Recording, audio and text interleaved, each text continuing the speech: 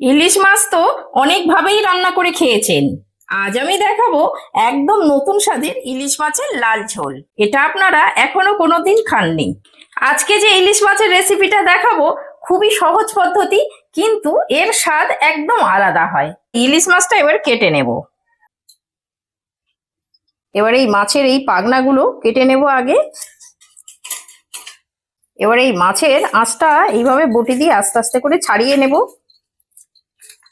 এবার এই মাছটা আঁশ আর পাখনাগুলো কেটে পরিষ্কার করে নিয়েছি। এবার ভালো করে জলে ধুয়ে নেব।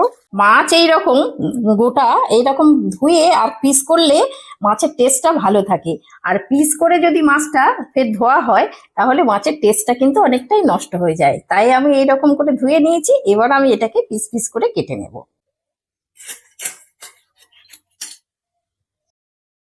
মাছগুলো আমি সবগুলো কেটে নিয়েছি এরকম করে। এবার এই মাছের পরিমাণে দিয়ে দেব লবণ আর দিয়ে দেব হলুদ। এবারে দিয়ে দেবো এর মধ্যে অল্প একটু সর্ষের তেল। এবারে এই নুন হলুদ মাছের মধ্যে ভালো করে মাখিয়ে নেব। নুন হলুদটা এর মধ্যে ভালো করে মিশিয়ে নিয়েছি। এবার এই অবস্থায় আমি 10 মিনিট রেখে দেব।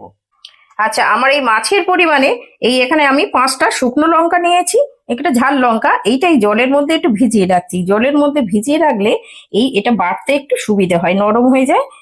আচ্ছা, এখানে গ্যাস জেলে একটা এরকম নেট বসিয়ে দিয়েছি। এবারে দুটো এরকম মিডিয়াম সাইজের টমেটো নিয়েছি। এই টমেটোগুলো এবার একটু এপিট ওপিট করে পুড়িয়ে নিতে হবে। এরকম একটু করে পুড়িয়ে নিয়েছি ওলট পালট করে। এবার আমি গ্যাস অফ করে দেবো, দিয়ে এটা একটু ঠান্ডা হতে দেব। এই টমেটোটা ঠান্ডা হয়ে গেছে। এবার এই গায়ের থেকে যে পোড়া পোড়া খোসাগুলো এগুলো আমি একটু ছাড়িয়ে ফেলে দেবো এরকম ভাবে। টমেটোটা একদম খোসাগুলো ছাড়িয়ে পরিষ্কার করে নিয়েছি। এবার একটা ছুরি দিয়ে একটু করে ছোট করে কেটে নিচ্ছি। এখন 4 টুকরো করে নিলাম সবগুলো। এবার একটা মশলা বানিয়ে নেব, তার জন্য একটা মিক্সি বাটি নিয়েছি। এবার এই পোড়ানো টমেটো গুলো এবার এই মিক্সি বাটির মধ্যে দিয়ে দিচ্ছি। এবার এই ভেজানো লঙ্কাটা যেটা ভিজিয়ে রেখেছিলাম এই লঙ্কাটা এবার মিক্সি বাটির মধ্যে দিয়ে দেবো। আচ্ছা, আপনারা যে যেমন ঝাল খাবেন সেই অনুযায়ী কিন্তু ঝালটা বুঝেই দেবেন। আবার এই এই জলটা ফেলবো না, এই জলটা এর মধ্যে অল্প একটু দিয়ে দিচ্ছি। এবারে এইটা একটা মিহি পেস্ট বানিয়ে নেব। পেস্টটা হয়ে গেছে, দেখুন এরকম একটা মিহি পেস্ট বানিয়ে নিতে হবে। সব জোগাড় করে নিয়েছি, এবার রান্নাটা শুরু করে দেব। এখানে কড়া গরম হয়ে গেছে। এবার দিয়ে দেবো সর্ষের তেল। এখানে আমি 2 টেবিল চামচ মতো সর্ষের তেল দিচ্ছি। ইলিশ মাছে একটু তেল তেল হলে বেশি ভালো লাগে খেতে। তেলটা গরম হয়ে গেছে। এখানে 2টো শুকনো লঙ্কা একটু দুভাগ করে দিয়ে দিচ্ছি। এবার এর মধ্যে 1/2 চামচ কালো জিরে দিয়ে দিচ্ছি ফোড়নে। এই ফোড়নটা হয়ে গেছে, ফোড়ন থেকে একটা সুন্দর গন্ধ বেরিয়েছে। এবার এই মিক্সির যে পেস্টটা বানিয়েছিলাম এটা এবার এর মধ্যে দিয়ে দেবো।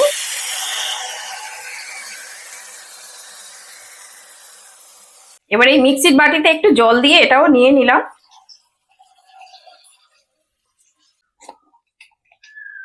এবার দিয়ে দেবো 1/2 চামচ হলুদ গুঁড়ো।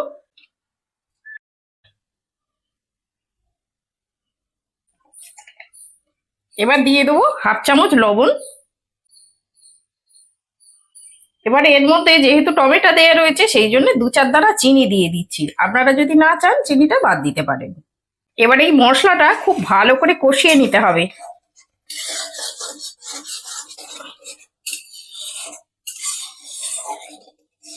গ্যাসের আঁচ মিডিয়াম রেখে আর এই মশলাটা খুব ভালো করে তেল ছেড়ে দেওয়া পর্যন্ত কষিয়ে নেব। এই মশলাটা কষানোর উপরেই রান্নার স্বাদটা ভালো আসবে। আজকের এই ইলিশ মাছের রেসিপিটা আমার বাড়ির সবার খুব পছন্দের, তাই ভাবলাম আপনাদের সঙ্গে শেয়ার করি। খুব কম মশলায় ঝটপট তৈরি হয়ে যায়। একবার হলেও এই রেসিপিটা ট্রাই করে দেখবেন, খেতে কিন্তু দারুণ লাগে। আর রেসিপিটা ভালো লাগলে রান্না বাংলা ব্লগ চ্যানেলটিকে সাবস্ক্রাইব করে সঙ্গে থাকবেন। এই মশলাটা দেখুন আমার সুন্দরভাবে কষানো হয়ে গেছে, আর এই চারদিক দিয়ে কি সুন্দর তেল ছেড়ে দিয়েছে। এই রকম করে মশলাটা ভালো করে কষিয়ে নিতে হবে। এবারে এর মধ্যে দিয়ে দেবো জল। জলটা কিন্তু একটু বেশি পরিমাণে দেব, যেহেতু একটা ঝোল লাল ঝোল সেই জন্য একটু জলটা বেশি দিতে হবে। ঝোলটা ফুটে ওঠা পর্যন্ত একটু অপেক্ষা করব। ঝোলটা দেখুন ফুটে উঠেছে। এবারে এই মাছগুলো দিয়ে দেব ঝোলের মধ্যে।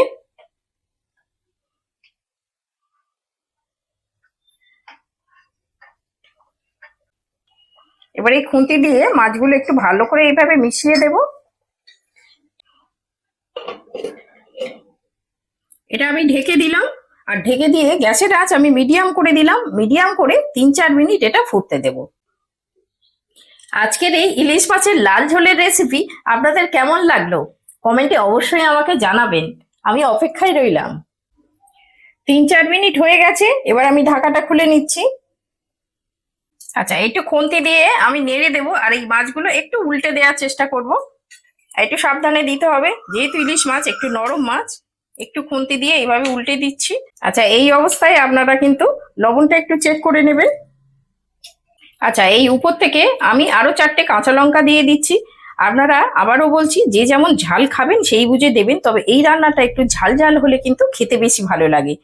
আচ্ছা, কাঁচা লঙ্কাটা দিয়ে আমি আবারও একটু ঢাকা দিয়ে দিলাম। সেই একই মিডিয়াম আছে রেখে দেবো। আরো 3 মিনিট কিন্তু আমি ফুটিয়ে নেবো, নিলে এই যে কাঁচা লঙ্কার যে ফ্লেভারটা, এটা এই ইলিশ মাছের মধ্যে সুন্দরভাবে চলে যাবে। আবারও 3 মিনিট হয়ে গেল, এটা আমি এবার ঢাকনাটা খুলে নিচ্ছি। কি সুন্দর কাঁচা লঙ্কার একটা দারুণ কিন্তু গন্ধ বেরিয়েছে। দেখুন কত সুন্দর হয়েছে, দেখেই বুঝতে পারছেন রান্নাটা কত সুন্দর। আর এটা এত সুন্দর খেতে লাগে। রান্নার সব শেষে আমি অল্প করে একটু সর্ষের তেল দিয়ে দিচ্ছি। এই সর্ষের তেল আর এই কাঁচা লঙ্কার ফ্লেভারটা কিন্তু খুব সুন্দর লাগে ভাতে মেখে খেতে। তো এটা অপশনাল, আপনাদের যদি মনে হয় কাঁচা তেল নাও দিতে পারেন। আচ্ছা, সর্ষের তেল দিয়ে আমি এটা ঢাকা দিয়ে দিলাম। ঢাকা দিয়ে আমি কিন্তু এই গ্যাস অফ করে দিলাম। গ্যাস অফ করে দিয়ে এইটা আরো 3 মিনিট আমি রেখে দেব। রেখে দিলে এই কাঁচা সর্ষের তেল আর এই কাঁচা লঙ্কার ফ্লেভারটা সুন্দরভাবে মাছের মধ্যে ছড়িয়ে যাবে। দেখুন কত সুন্দর হয়েছে। এই রকম ইলিশ মাছের ঝোল হলে গরম ভাতের সঙ্গে কিন্তু দারুণ খেতে লাগবে। অবশ্যই একবার বাড়িতে বানিয়ে খেয়ে দেখবেন, এটা খেতে কিন্তু অসাধারণ।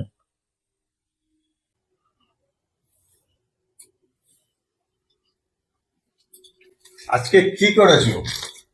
আজকে এই যে বাজার থেকে তো ইলিশ মাছ এনেছো, এই ইলিশ মাছ দিয়ে লাল ঝোল করেছি। ও, ইলিশ মাছ দিয়ে লাল ঝোল? বাহ, খুব ভালো। আমার খুব ভালো লাগে এই টমেটো পোড়ার সেন্ট, আর এই ঝাল ঝাল না দারুণ লাগে আমার। হ্যাঁ, এই ঝাল ঝাল খেতে খুব মজা লাগে। হ্যাঁ, ওই টমেটো পোড়ার সেন্টটা দারুণ লাগে আমার। খেয়ে দেখো কেমন হয়েছে আজকে। খুব ভালো করেছো, এটা আমার খুব ভালো লাগে। খাও, খেয়ে দেখো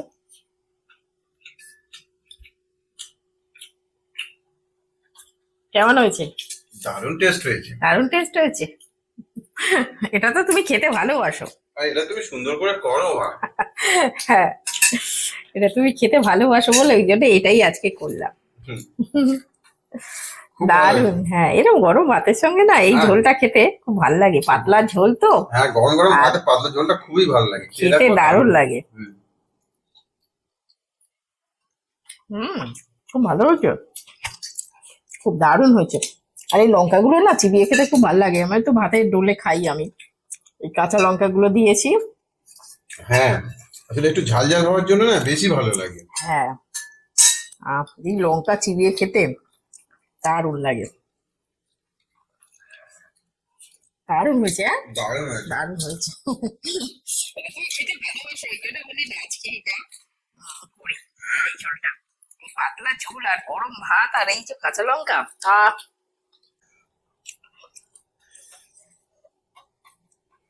তরকারিটা দেখলে খেতে ইচ্ছা করে।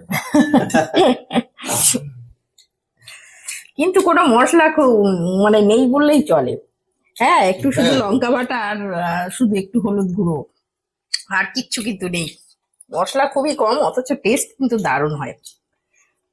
খুব এমনি খুব হালকা মশলায় দেখা যাচ্ছে, খুবই কম হ্যাঁ, হয় এটা। হালকা মশলায় তো এটা। মাছটাও খুব ভালো লাগছে। দারুণ।